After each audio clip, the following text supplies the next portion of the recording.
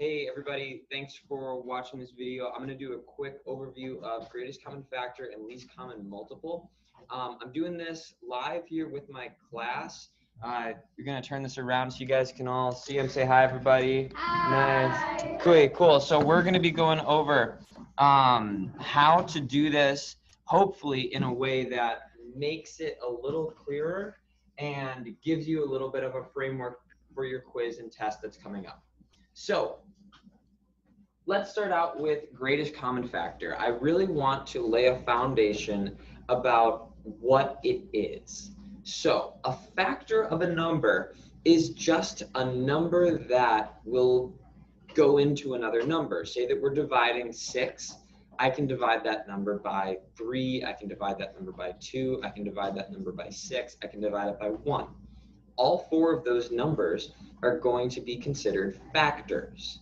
So when I'm looking to solve a greatest common factor, what I'm trying to figure out is between 2 or more numbers, what is the largest possible number that will evenly divide into all of the set of numbers that we have? Okay, so when we start out with greatest common factor, we're doing something along the lines right here of, yep, Riley, along the lines of putting our numbers here to go into factor trees. Let me explain the concept of factor trees very quickly to you all. The reason we do factor trees is because we're reducing a number down to its prime factors. A prime number is a number that itself is only divisible by 1 and itself. Okay, so the number 3, I can only evenly divide that number by 3 and by 1. Take the number 5. I can only divide the number 5 by 5 and 1. Take the number 7, 7 and 1, 13, 13 and 1, right? So on and so forth. So the reason that we're reducing these larger numbers down to their prime factors is because when we reduce them down to those core factors, what we're able to do is we are able then to show similarities, commonalities between all of the numbers. Really what we're trying to find is we're trying to find what connects between these larger numbers.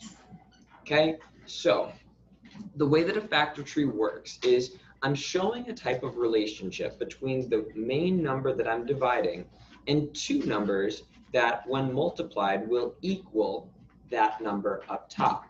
So for example, the number 18 right here, I can divide that number by the prime factor 2. When I do that, I'm going to draw that with a circle. I do this because I like to have the visual reminder that this number 2 is a prime number. It makes things clearer when I go through back again to manipulate those factors to find either the greatest common factor or the least common multiple. Okay, so 2 times what equals 18? 2 times 9 equals 18, and I'm going to draw a square around that 9. Again, so I have that visual reminder. This is not a prime number. So I can break the number 9 down even more using whole numbers. So I would get the 2 prime numbers 3 times 3, both of which are prime. And since we've done our factor tree here, what this is showing me is that at the core of this number 18, the smallest possible whole numbers that I can multiply together to get it are 2, 3, and 3. So down here, we would write 18 equals 2 times 3 times 3, because it does. 2 times 3 is 6, 6 times 3 is 18.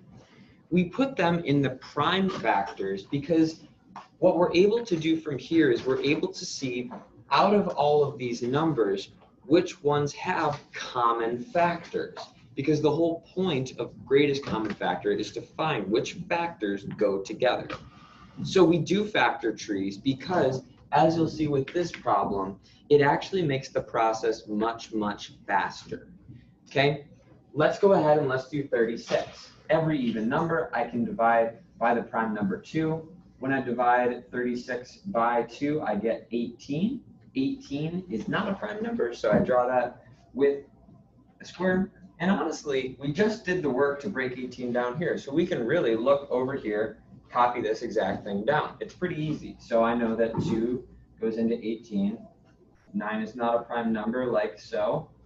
3 and 3, well, 3 times 3 would both give me that. So 18 has 4 prime factors.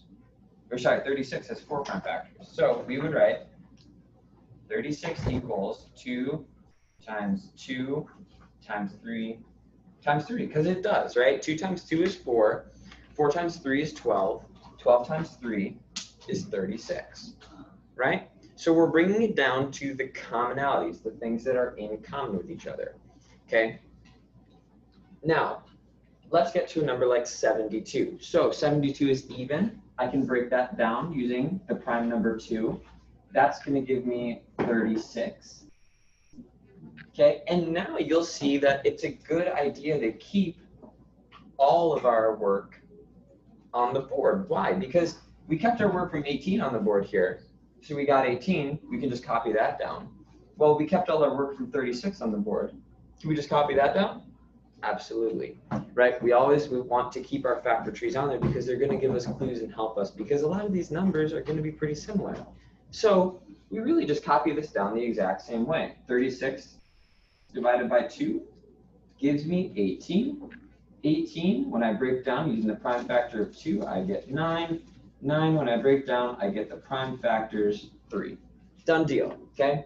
So the prime factors for 72 are 2, 2, 2, 3, 3. So let's write these over here. 72 is equal to 2 times 2 times 2 times 3 times 3. Now, this is the part I really want you to pay attention to for greatest common factor, because truthfully, we're going to do the exact same process over here for least common multiple. Factor trees are what we use for both least common multiple and greatest common factor. Reason being is because once we have the numbers in their prime form, we're able to figure out whether or not we want a greatest common factor, whether or not we want a least common multiple. It all depends on what we do with them, okay? So for greatest common factor, what I'm looking for is a factor that is a part of each number. I can only use a factor once. So when I look at this list, I see there's a 2 in every number. So 2 is going to be one of my common factors. So I'm going to cross off 2's because I can't use them again. We can even, if this is helpful, we can cross them out even more so we don't even look at them.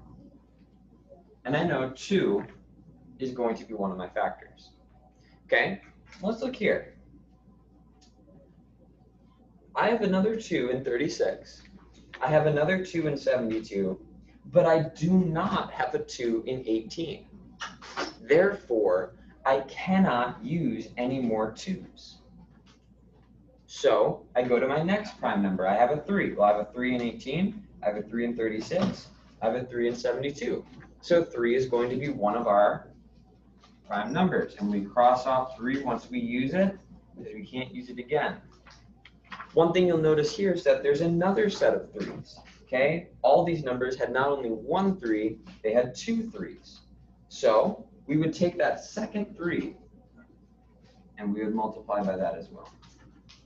So to find the greatest common factor of these 3 numbers, I would multiply 2 times 3, which is going to give me 6. 6 times 3, which is going to give me 18. This is the greatest common factor because it is the largest number possible that will go into 18, 36, and 72 evenly, right? 18 goes into 18 one time, 18 goes into 36 2 times, 18 goes into 72 4 times, okay? But using logic, there's no possible larger number that could go into 18, then 18, right? So this should make sense, okay? It's not always going to be the exact number of one of the numbers you're trying to find, but it's going to be the largest number that will evenly divide into all of the numbers you're looking for in a set, okay? Now, let's take that and let's move over to least common multiple, because it's a different process, but we start the same. We always are going to break numbers down into their prime factors, okay? So I've got the numbers 9, 12, and 15. I'm going to break these down into their primes because, as you'll see later, this is a much, much, much quicker way than listing out all the multiples, right? Because I could do the multiples of 9. I could do 9, 18, 27, 36, 45, 54, 63, 72, 81, 90, 99, 108, and you're like, whoa, hold on, Mr. Ho, this is way too much, right? Why are we listing out all of these multiples? Well, because what we're trying to find here with least common multiple is we are trying to find the very first time that all of these numbers match, okay? So it doesn't matter where they match. It doesn't matter how many times I have to multiply any of these numbers. We are just looking for the least in value, the lowest number that all these numbers have in common as a multiple, because a multiple is just when you multiply a number by another number, right? So a multiple of 9 is 27, okay? But is 27 the least common multiple of all these numbers? No, we know that it's not, because 15 times 2 is 30. So we're trying to find the very first time all these numbers match when we multiply them by other numbers. To do that, you can do it one of two ways. One is we can list out all of the multiples of these numbers. And just so you know, this problem in particular would take you a very long time to do that. Prime factorization is going to make it much, much quicker. So we break down 9 using the two factors, 3 times 3. Both of those are prime. Done deal. 12 is an even number. So I'm going to use the prime number 2. 2 and 6. I can break down the number 6 with the prime number 2 and 3, because 2 times 3 equals 6, 6 times 2 equals 12. Cool. So let's move on to 15. 15 is a number that ends in a 5. Whenever a number ends in a 5 or a 0, I can divide with the prime number 5. So I'm going to do that here. 5 times what? 5 times 3. Cool, so we're done. We've done the prime factors. That really didn't take as long as it did over here. Now, here's the difference. And this is why I told you that this was going to be different than the other one, is because we are going to create a table that showcases all 3 of these numbers. So I'm going to put 9, I'm going to put 12, I'm going to put 15. And I'm going to draw lines to visually organize it. This is going to help us to differentiate between which factors are being used for which number. So 9 has the 2 factors of 3 times 3. 12 has the 3 factors of 2 times 2 times 3.